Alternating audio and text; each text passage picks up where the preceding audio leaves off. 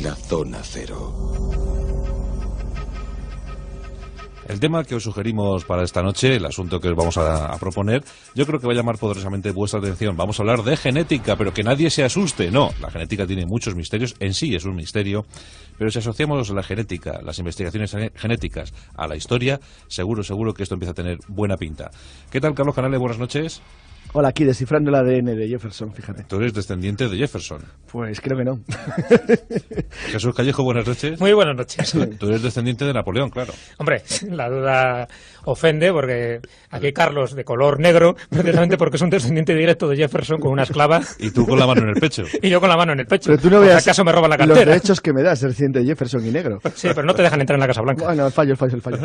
Bueno, queridos míos, la genética está de moda y también hay que traerla a la zona cero, ¿verdad? Hay motivos más que suficientes. Por supuesto, la genética está últimamente resolviendo muchísimos enigmas históricos. Y eso es algo que nos tiene que congratular, ¿no?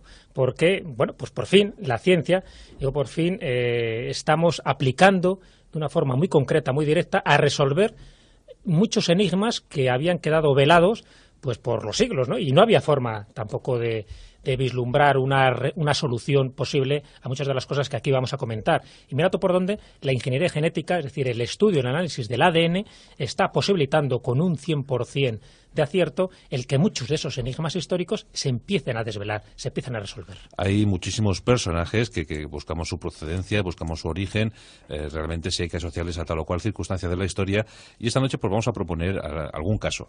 Y seguro que os va a interesar, por ejemplo, que hablemos de Luis XVII. Carlos Canales, que es un devoto de Luis XVII, él siempre apostó por la posibilidad de tener un rey más allá de Luis XVI, pues está muy defraudado. La verdad es que, curiosamente, el de Luis XVII es de los enigmas ya desvelados, además desde hace muy poco tiempo. Sí. Está completamente desvelado porque el análisis genético de ADN que se ha realizado ha demostrado con seguridad que Luis XVII murió siendo un niño. Bueno, en Francia están muy tristes con esto, ¿eh? Bueno, hay franceses que no. Hay algunos legitimistas que están muy contentos porque abre las vías hacia sus ramas hereditarias a los que ellos apoyan. Por ejemplo, beneficia un ciudadano español. ¿A Luis Alfonso? Efectivamente, claro. Luis Alfonso Borbón, primo del príncipe de Asturias. Luis Alfonso Borbón. Y sobrino del rey de España, y actualmente, si esto, una vez que se ha confirmado, jefe de la Casa Real Francesa. Jefe de la Casa Real Francesa en la rama Borbón, no en la Orleans. Sí. La verdad es que esto es curioso porque, bueno, al fin y al cabo, bueno, aparte de legitimismos franceses al margen, que yo creo que tendrían poca fuerza en una nación tan republicana, lo que sí es cierto es que aclara uno de los grandes enigmas históricos y de los que más literatura ha generado, porque el caso de Luis XVII se convirtió en el siglo XIX algo parecido a lo que pasó con la princesa Anastasia en el siglo XX. Era el mito permanente. O Sebastián de Portugal. O Sebastián de Portugal en el XVI. Bueno, Sebastián de Portugal ya llegó algo más. Sebastián de Portugal ha pasado a la leyenda. Es una leyenda arturiana del fin de los tiempos.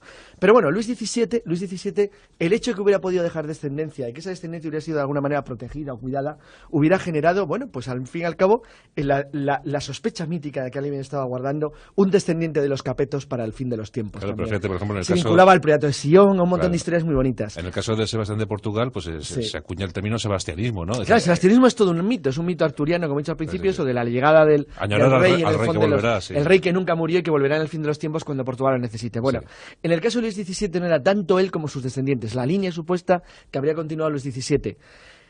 Con el análisis de ADN, y empiezo por el final, lo que se ha demostrado es que murió siendo un niño. Y como murió siendo un niño, no hay descendientes. Pero háblanos, Jesús, del misterio este de Luis XVII, porque yo estoy muy compungido. Estoy ahora mismo con mi pañuelo de encaje, aquí llorando amargamente. Porque cuéntanos.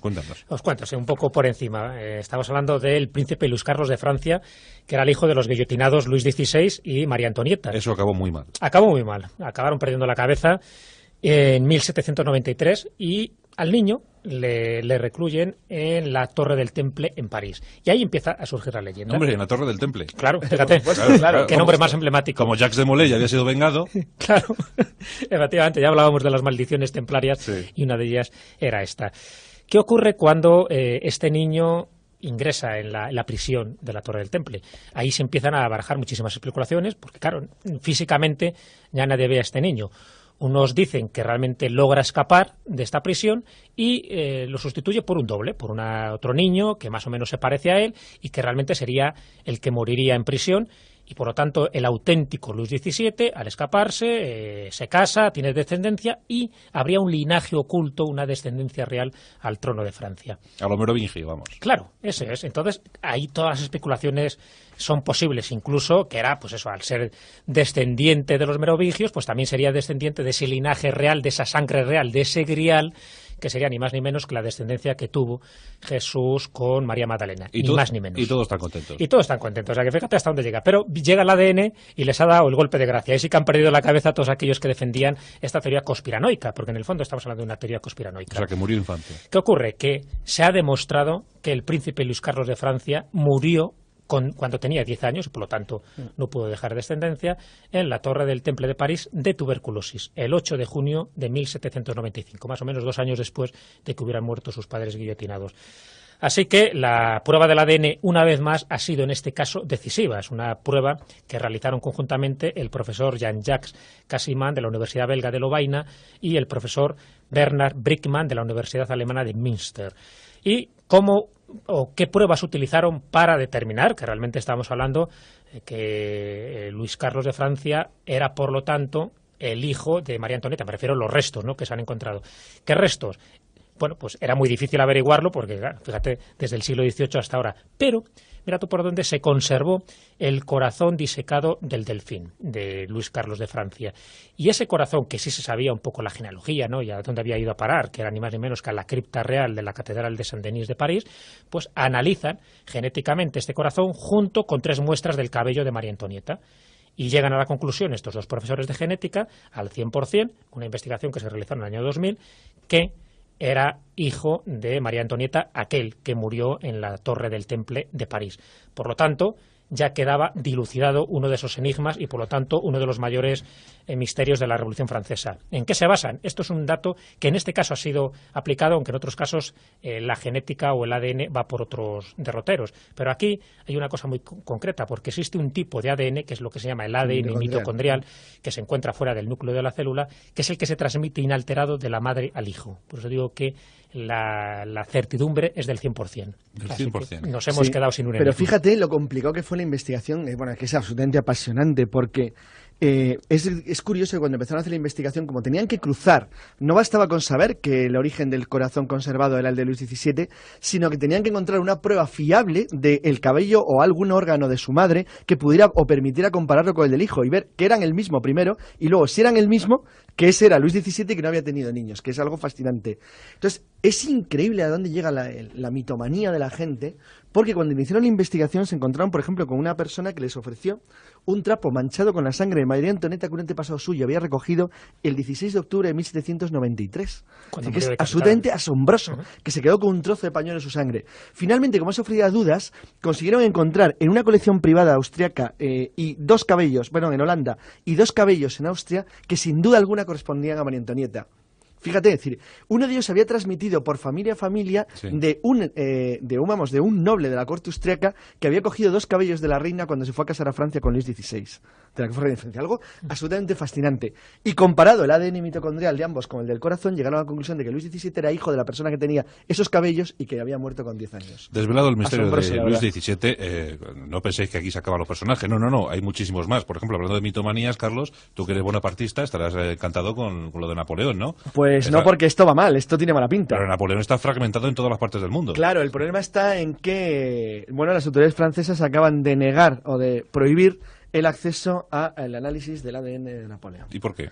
Bueno, de momento Napoleón ofrece una ventaja, es que tiene herederos vivos. Pasa como el caso de Colón, es decir, el duque de Veragua es heredero directo de Cristóbal Colón. Entonces, exactamente igual pasa con el caso de Napoleón. Existe un sobrino, nieto, de Napoleón, que es no uno de los líderes actualmente de la casa bonapartista, pero sí una persona que no hay lugar a dudas que desciende de uno de los hermanos de Napoleón y por lo tanto tiene por transmisión por vía materna, es decir, un ADN idéntico al que tenía que tener el genio corso. Sigue viviendo en Córcega, pero él se ha negado a dar cualquier apoyo a la investigación del ADN de Napoleón. Pero el problema es más serio, porque el problema de Napoleón consiste fundamentalmente en saber si quien está enterrado en los inválidos es Napoleón.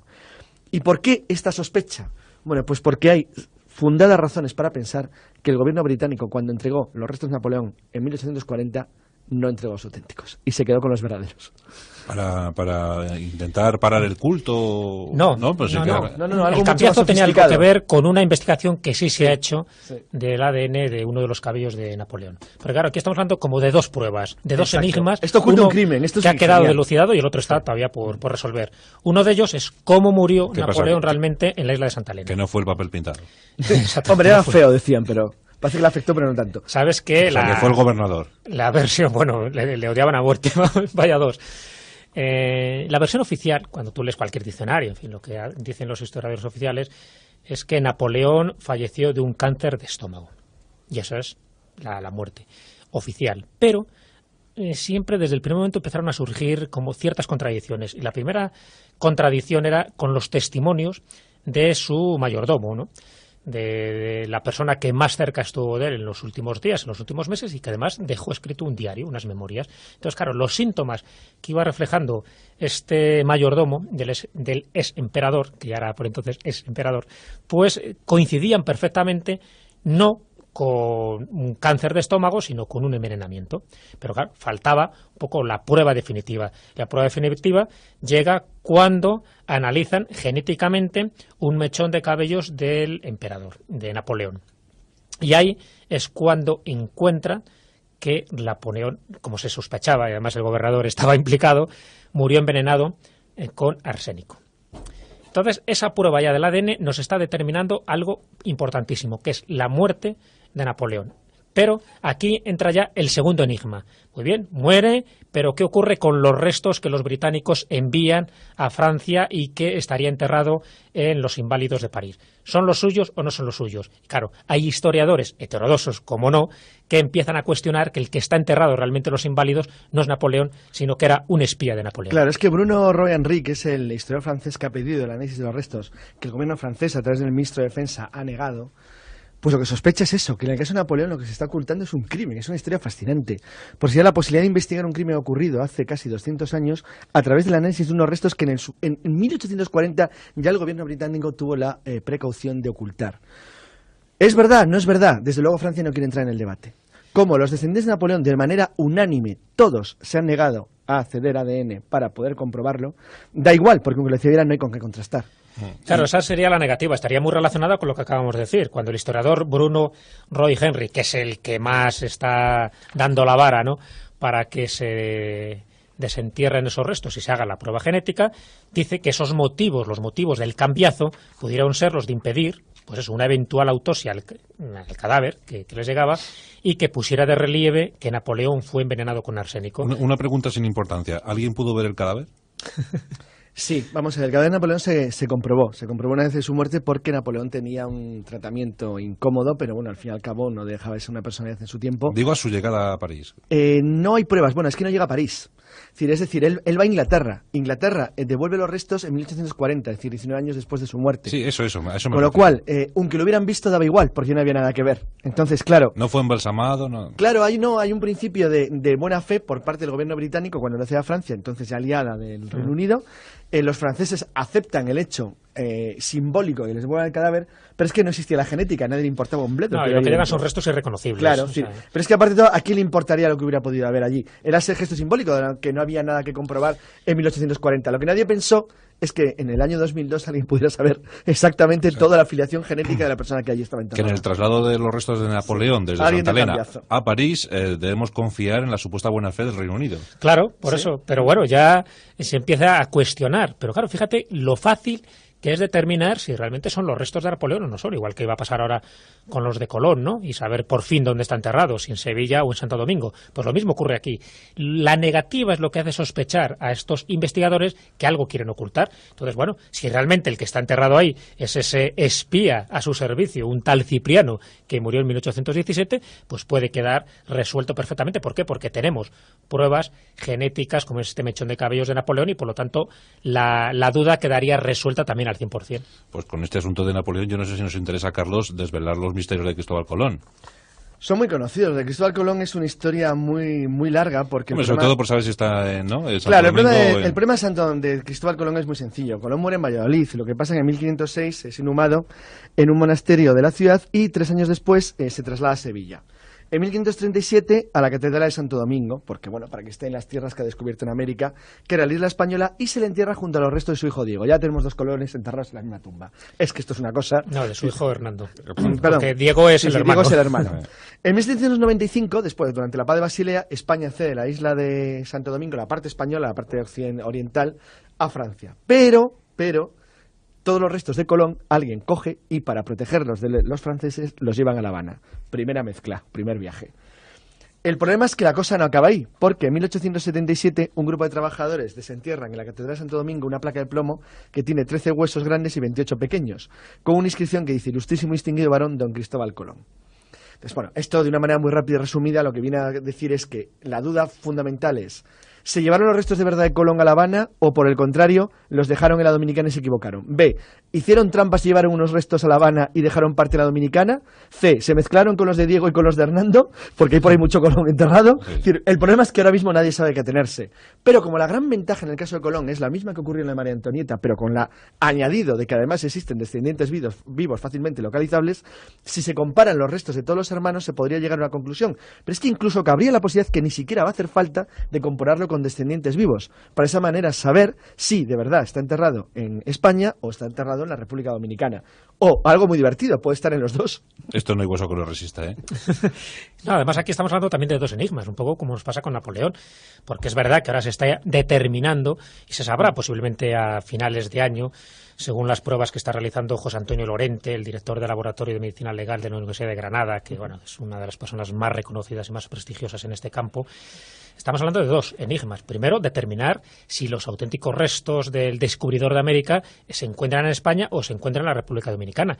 Pero, por otro lado, es determinar la identidad del progenitor, porque de esta forma se podrá saber, pues una de las teorías que están más en boga últimamente, si es el hijo bastardo del príncipe de Viana, en fin, el hermanastro del rey Fernando el Católico, pues durante una breve estancia que estuvo en Mallorca, entre 1459 y 1460, fruto de unos devaneos amorosos que tuvo con una lugareña llamada Margalida Fíjate, Colón. sería fantástico porque sería sobrino de los Reyes Católicos. Claro, si fuera así... Eso sería algo sorprendente. Es que es la ya. tesis mallorquina que, entre otros, defiende el investigador Gabriel Ber Martorell. Entonces, la tesis es bastante sugerente porque a lo mejor después queda confirmada con el ADN. Y sencillamente dice que los 3 hermanos Colón tendrían la misma madre, que sería esta, Margalida, pero de distinto padre. O sea, Cristóbal Colón sería hijo del príncipe de Viana y Bartolomé y Diego serían de un señor distinto. Así que vamos a ver en qué queda la cosa. Creo que en Génova están con pancartas en la calle ahora mismo. No, les pueden hacer polvo, ¿eh? Bueno, pues tenemos aquí estos 3 personajes, pero tenemos más. Tenemos a Jefferson, Sí, tenemos a Hitler... Pero tenemos Jefferson a es muy Mengele. gracioso, porque tú imagínate unos niños negros a principios del siglo XIX con cara de billete de dólar. Entonces, por ahí vino la cosa, no es una Tenemos a broma. Anastasia, Josep Anastasia. Mengele. Pues yo creo que eso se presta a un segundo monográfico Zona Cero. Yo creo que sí. Lo haremos próximamente. Pues nada, Jesús, Callejo, Carlos Canales, rápidamente dadme un mechón de vuestros cabellos. No, que a saber para qué los querrás. ¿Quieres reconstruirlos?